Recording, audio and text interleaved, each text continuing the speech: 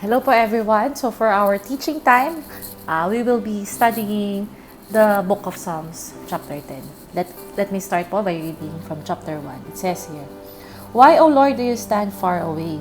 Why do you hide yourself in times of trouble? In arrogance, the wicked hotly pursue the poor. Let them be caught in the schemes that they have devised. For the wicked boasts of the desires of his soul, and the one greedy for gain curses and renounces the Lord. In the pride of his face, the wicked does not seek him. All his thoughts are, there is no God. His ways prosper at all times. Their judgments are on high, out of his sight. As for all his foes, he puffs at them. He says in his heart, I shall not be moved throughout all generations. I shall not meet adversity." So let's just start from those verses. What are the attitudes of a wicked person? No? Sinasabi po yun dito sa Psalms chapter 10. Dinidescribe niya kung paano mag-isip ang isang wicked na tao. Sometimes, and even for me, it is such po a revelation to me na meron talaga mga tao na ganito mag-isip. Especially, I was in a Christian environment for how many years? For more than 10 years. And never ko inisip na may ganito pa rin tao, even though andun ka sa isang simbahan or sa isang what you thought is a place where righteous people are supposed to be there. No, still, meron pala mga tao na wicked mag-isip. So, revelation po sa akin yan since last year. Kasi, whenever na-encounter ko yung mga ganong bagay, lagi kong sinashrug sa sarili ko. Sinashrug off at sinasabi, ay baka hindi naman gano'n ang intention ng tao na to. Ay baka naman nagkamali lang ako. Pero, the Bible is very true indeed. Talagang na-confirm po ng word ni God na may mga tao talaga na masamang mag-isip. May mga masamang tao na nagpe-pretend na mabait sila. So, let's start with verse 2. Ano po ang mga attitude ng isang wicked na tao? Una-una, they are arrogant. No, mayabang, maangas. So, paano ba pinapakita ang yabang ng isang tao? Siyempre, lagi niyang tinataas yung sarili niya o yung mga pamilya niya. Like, example, lagi niyang sasabihin na, mataas ang IQ ko, kaya kong gumawa ng business plan. Mga ganon. Mayaman ako, madami akong pera.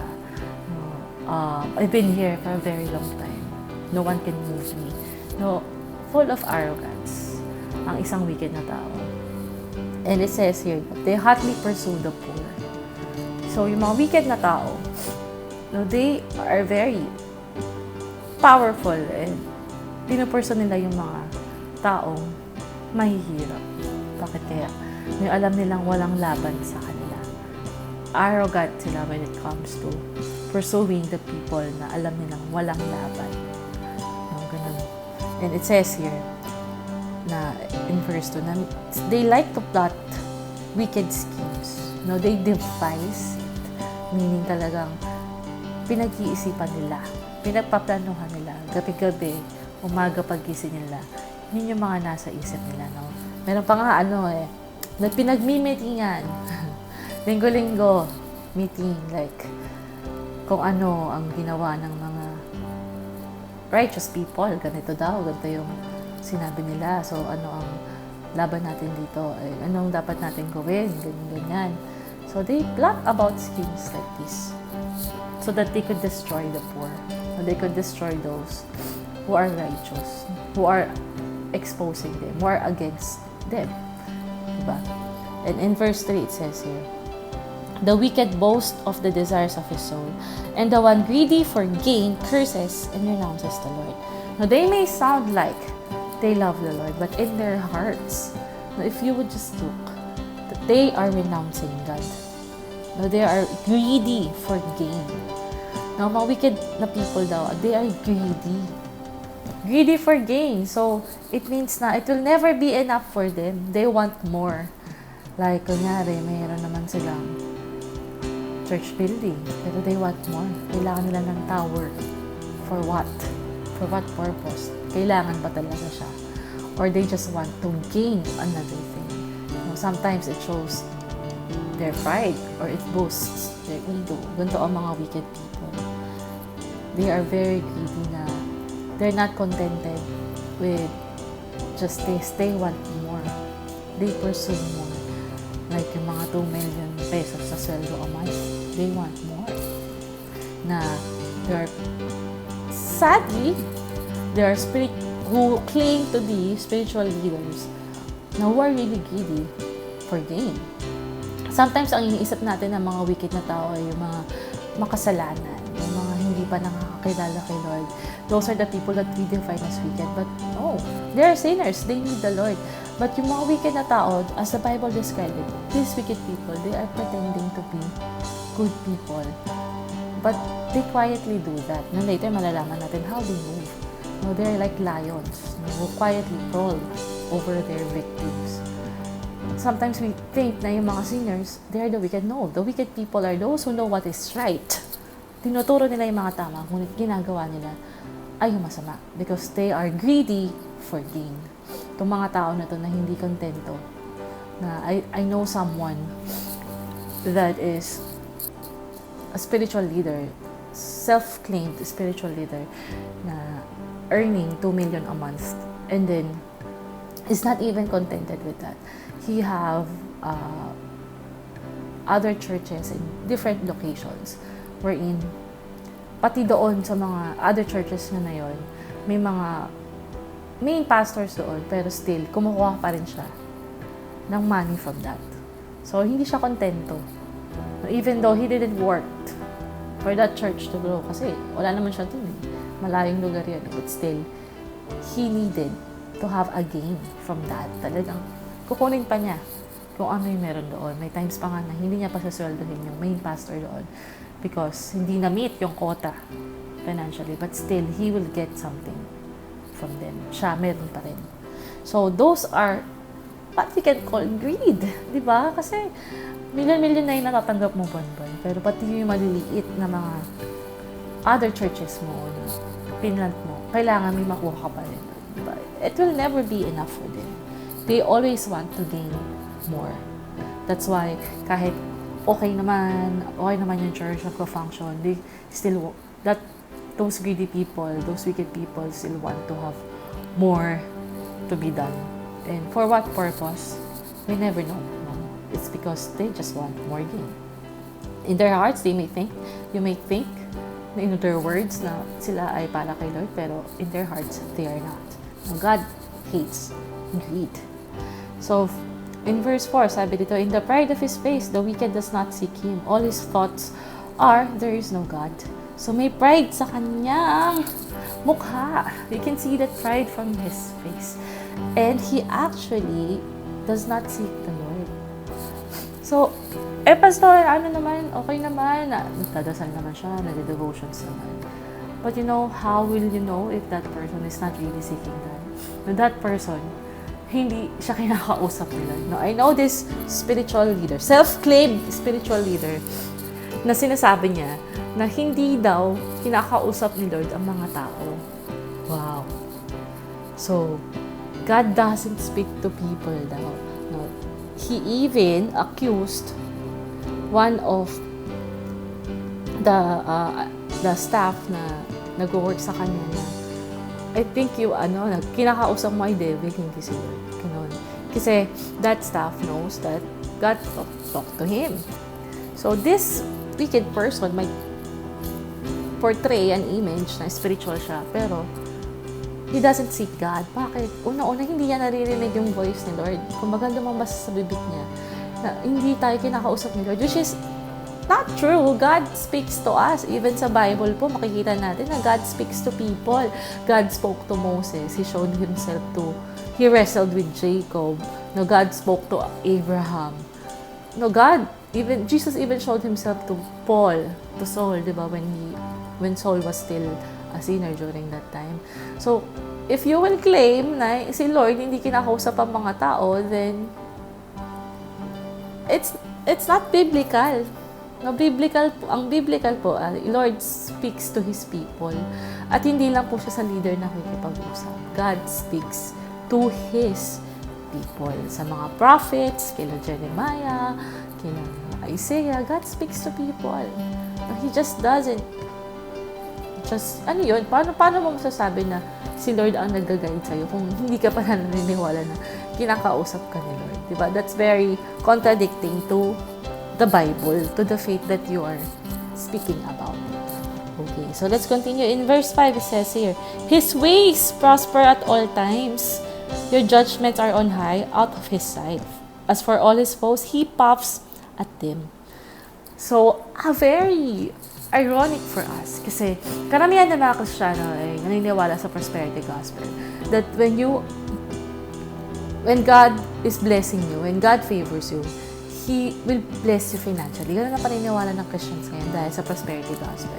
Which is very unbiblical at opposite ng sinasabi dito sa verse 5. Kasi ang paniniwala ng karamihan ng Kristiyano, pag ikaw daw ay nasave, ikaw ay magbe-bless. No, pag ikaw ay Kristiyano, ipibless ka daw ni Lord financially. No, God wants to prosper you. God wants to bless you. Ayun, ganun ang paniniwala niya. To the extreme, na talagang, yun na nagiging basehan ng iba, na pag ikaw ay blessed financially, ikaw ay blessed ni Lord.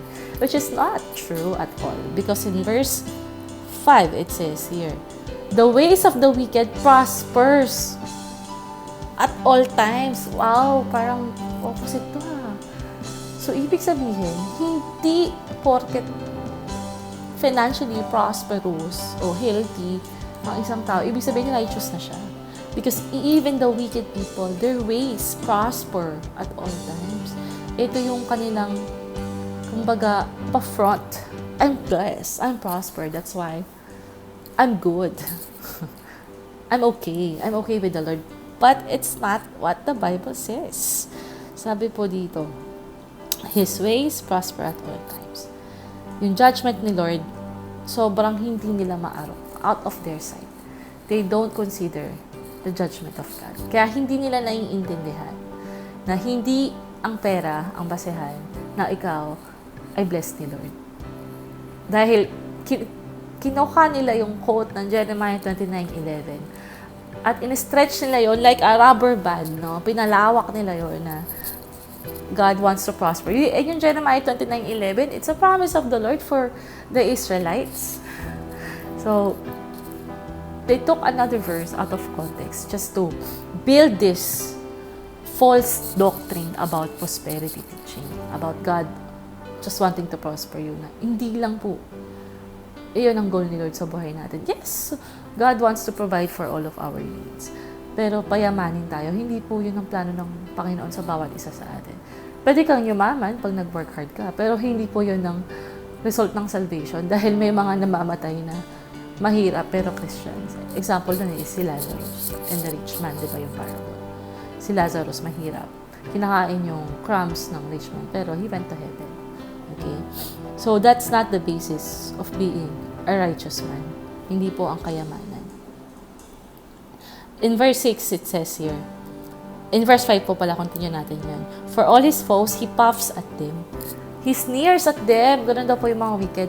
Talagang may arrogance. Na talagang minamak niya yung mga kaaway niya. Yung mga tinatry na labanan siya. Pero nga, nagsabi sa amin na pag tinry daw namin na labanan ang isang tao na to, sinabi niya na they will be destroyed. Wow, sobrang arrogante, di ba? Madedestroy daw ang tao na lalaban sa kanya. Ngayon yung claim niya. Kung sino man ang magtatry na labanan siya, he or she claims, the wicked person claims, na madedestroy ang lalaban sa kanya. So, ganun po sila ka-arrogante. Ganun po sila ka-confident. Sabi sa verse 6, he says in his heart, I shall not be moved throughout all generations. I shall not meet adversity. So, kiniklaim niya, itong wicked person na to, they like to claim na, I'm still standing. Kiniklaim niya, I'm still standing but by the grace of God na. So, gano'n pala yung mga wicked. No, talagang they are very proud and they are very confident na no one will never make them fall. Kiniklaim pa na, ako, 40 years na ako nandito. Still, andito pa rin ako. So, yun yung nagiging basis nila na tama sila kasi matagal na silang nandyan. Na hindi pa sila natutumba. But you know what? Again, That's a characteristic of a wicked person. Very arrogant. Talagang merong pride sa puso. Ayan, in verse 7, his mouth is filled with cursing and deceit and oppression. Under his tongue are mischief and iniquity. So, ang isang wicked person, ang kanyang bibig ay puno ng deceit. So, kung ano man ang sabihin ng isang wicked na tao, lahat yun. May deceit, may manipulation, may kasinungalingan. Kaya, we need to be careful not to believe everything a wicked person says. At isa pa, ang isang wicked na tao daw ay full of oppression. Wow! So, when a person has this tendency to be a tyrant leader, na he or she oppresses yung mga under him or her, like, bibigyan niya ng sobrang hirap na task yung mga people under him or her. Like si Pharaoh, he's very oppressive, right? We know that Pharaoh is a wicked leader. He is very oppressive. Pinahihirapan niya yung mga Israelites. Grabe yung pagpapahirap niya sa mga Israelites na to the point na tinanggalan niya ng straw yung pagbibuild nila ng pyramids. And they needed that para mas mapabilis. Talagang mas pinapahirapan niya pagtagal ng pagtagal. Ganon ang isang taong oppressive. No, just like, kunyari, sa mga goals, pahirap ng pahirap. Pag na-accomplish ng mga tao niya yung goals na sinet niya, the next year, tataasan na naman niya, papahirapan na naman niya. So, every year, humihirap ng humihirap. Parang si Laban din, di ba, kay Jacob. When Jacob was trying to court one of Laban's daughter, ang ginawa ni Laban, nung na-accomplish siya ni Jacob yung mga tasks niya, papahirapan niya, tatagdagan niya, hanggang sa tumagal bago ma-meet ni Jacob yung goal. So, those are signs of oppression. So, pag may kilala kayong tao na ganito, na mahilig magpahirap, magpahirap ng mga taong under him or her, then that's a sign of a wicked person, of a wicked leader. Meron siyang oppression sa heart niya. In verse 9, move forward tayo po dito. In verse 10, the helpless are crushed, sink down, and fall by his might. So, kaya talaga niya magpatumba ng mga helpless people, yung mga maliliit na tao. Poor. Hindi lang yung walang pera, pero yung mga maliliit sa paningin niya. He will really crush them to the ground. Talagang gagawin niya lahat para sirain ang mga yon, para ma-discredit, because he is afraid na marireveal yung totoong pagkatao niya. But you know what po? We have a hope in the Lord. Even if we know people like this, na alam nila ang tama pero pinipili nilang gumawa ng mali. So God sees, God hears the cries of His righteous ones. And God sees every deeds done in secret. Wala maitatago kay Lord. Wala maitatago. Kahit puso mo, hindi mo maitatago kay Lord. And He knows what is right and what is true. The world may see that the righteous are defeated, but in God, they have won. Just like what happened to Jesus. When Jesus died on the cross, syempre ang tingin ng mga Pariseyo doon, nanalo sila, we won. Kahit yung devil, akala niya nanalo siya. But in God's eyes, Jesus won. Jesus won death. Jesus won that battle. No, He granted salvation for all men. In the eyes of the world, the righteous ones may be defeated. Paul was imprisoned. Peter was crucified. The prophets were killed. Isaiah, Jeremiah imprisoned. So, John the Baptist beheaded. He was beheaded. So, the world may think, ay, defeated itong mga to. Talo sila ng mga religious leaders, mga Pharisees, Sadducees of those time. But in God's eyes, they won. They have won the battle. So, as a righteous person, don't base your life in the standard of the world. Dahil iba ang standard ni Lord. Iba ang standard ng mundo. In the eyes of men, the poor, the righteous ones might look like that they are defeated. But in the eyes of God, they have won the victory. They have the greatest reward, and that is that they will be with Jesus. If the wicked will not change, then judgment will come upon him. But the righteous, God's promise is they will be rewarded as they continue to do what is right and to live right. They might look defeated in the eyes of man, but in God's eyes, they are victorious.